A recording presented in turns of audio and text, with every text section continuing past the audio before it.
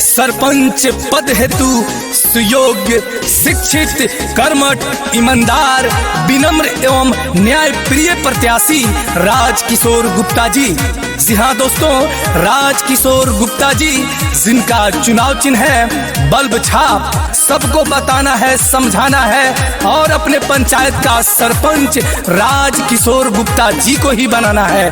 तो याद रखें, बल्ब छाप, बल्ब छाप, बल्ब छाप। सुना ये भैया भाभी जानी तू भूलई हा, बल्ब छाप के जीतई हो। शिक्षित सुयोग राजकिशोर भैया बानी, सरपंच इन्हीं के बनई हो। गाँव के विकास और सुधारी समाज उठावेल सब आवाज, इनके जिता दिए भैया पंचायत के सुधारी समाज। इनके जिता दिए भैया, बल्ब छाप मिलल बा निशान। इनके जिता दिए भैया।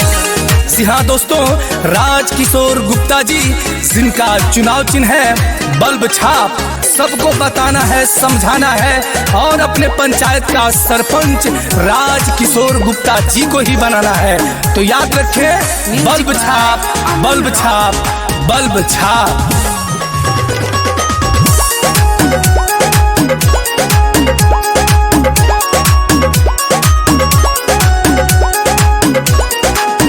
तो नींद के जिता दी, इनके सपना सजा दी, बाकी बावे जौन कमावा एक बार पूरा दी।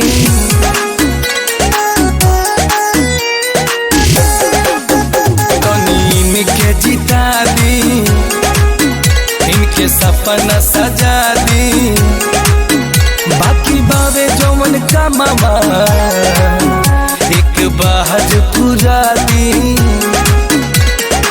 सबका साथ ही है, न्याय न्याय प्रिय होई गाँव। इनके जिता दिए भैया, बल्ब छाप बा निशान। इनके जिता दिए भैया, बल्ब छाप मिलल बा निशान।